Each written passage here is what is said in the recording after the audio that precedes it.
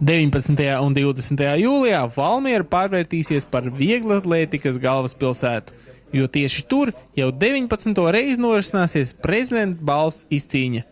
Šogad sacensībās piedalīsies gandrīz visi Latvijas labākie atlēti. Faktiski startēs 90% no visiem mūsu labākajiem šķēpmetējiem.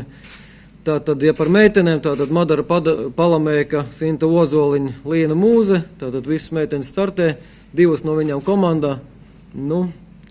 Skatīsimies, kā būs līdz piekdienai, kuras būs komandā, kuras nē, bet pagaidām izskatās, ka Madara ar Sintu ir komandā un Līna par spīti viņām, kad viņas ir komandā, tomēr iemetīs A normatīvu uz pasaules čempionātu. Ja.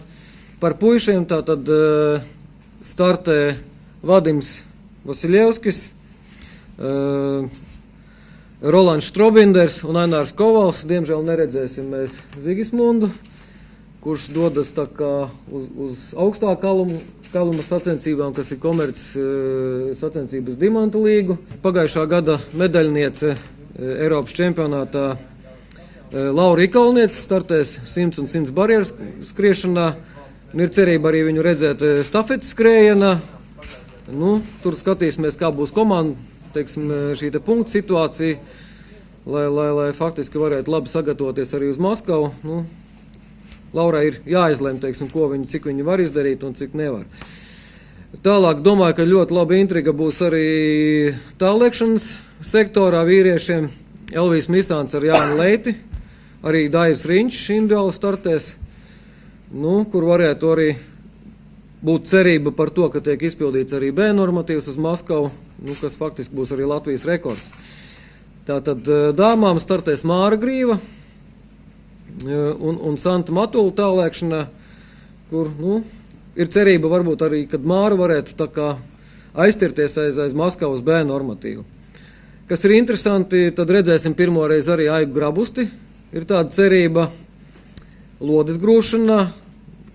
Izskatās, ka startēs individuāli, bet intriga ir, lai varētu, saprast, kāda tad viņai kondīcija ir faktiski pēc gada atpūtas. Ja. Valmieras mērs Inesis Boķis apstiprināja, ka šogad pasākumu apmeklēs arī valsts prezidents Andris Bērziņš. Būs arī prezidents, acīm redzot, cik es esmu saskaņojis darba kārtību, tad mēs varētu viņš piebraukt pie Dāliņa stadiona ap 18:55 un tad mēs noliktu ziedus pie Dāliņa pieminekļu un acīm redzot, ja nekas nemainīsies, tad prezidents arī paskatīsies to daļu, kas ir stafetes un 800 metri vai ne, un tad būs atklāšana 20. un viss pēc programmas.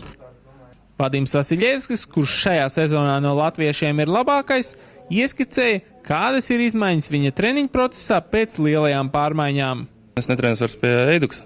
Es pats trenējos un es gatavojos ne uz sezonas sākumu, bet uz galvenajiem mačiem es cenšos tagad fokusēt. Līdz ar to man ir tagad ir, cerams, ka būs tā forma augstākā punktā un kad es varēšu tagad labākus rezultātus sākt mest. Viss iet tāpatās, kā gāja. Vienīgais, kas ir mīnus, ir, kad es biju pie krieviem aizbraucu uz konsultāciju uz treniņu nometni, es biju aizbraucu pie viņiem, bet tās finanses mums neatļauj braukt biežāk, lai es varētu vairāk to tehnisko darbu strādāt. Fiziskajā sagatavotie viss tas pats, kas bija iepriekš, principā es nekur neesmu neatpalicis, nekas nav mainījies. Tehniskajā darbā tas, kad es aizdevu uz treniņu, man nav kas uzreiz man pasakties manu kļūdu, kas ir, es nevaru uzreiz tajā pašā treniņā mainīt. Mani nofilmē.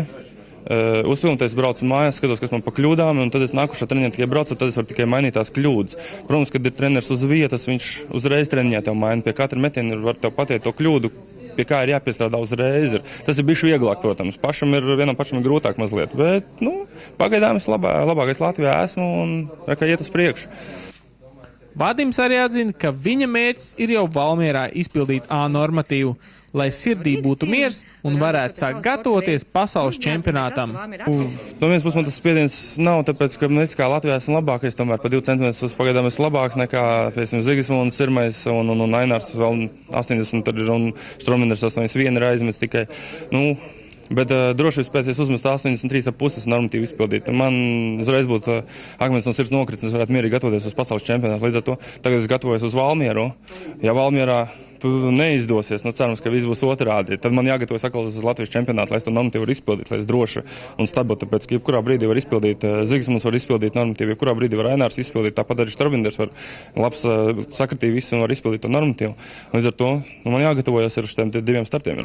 Mūsu jaunā šķēpantēja paudze Līna Mūze un Zigismunds Sirmais, kuri no Eiropas U23 čempionāta atgriezās ar zelta medaļām, dalījās savā pieredzē. Sacensībām brauc kā favorīts ar labāko rezultātu. Pirmie 2 metieni neizdevās, tāpēc sākās stress, tāpat kā tagad. Un uz trešo metienu saņēmos un izcīnīju medaļu. Man arī bija tieši tāpat, man bija pilns, kā lai saka, ķermenis ar emocijām, kad sākās sacensības. Es arī braucu kā viena no līderēm, es nebiju pat pirmā vieta, sanāk starp līderēm, taču man bija diezgan labs rezultāts, teiksim tā. Protams, ejot uz sacensībām ir tas iekšā sēdošais, ka tu gribi izdarīt visu, ko tu vari, un ka ir ļoti grūti, zinot to, kad cilvēki no tevis sagaida, un sagaida ļoti lielas lietas. Un uztraukums darīja savu. Pirmie 3 metieni, protams, bija tik netehniski, teiksim tā, ja tā var teikt. Bet 4. jau bija mazliet labāks, 5. atkal mazliet labāks, un tad jau pirms pēdējā metiena jau es zināju, kad man ir zelta medaļa, un tas bija, teiksim tā, vēl labāks. Tā ka ar to arī pietika un izcīnīta zelta medaļa. Pirmās. Visiem sporta līdzjutējiem šajās brīvdienās pozitīvs festivāls ir jāiemaina pret prezidenta balvu Valmierā, jo cīņa par uzvaru būs patiešām sīva gandrīz jebkurā disciplīnā.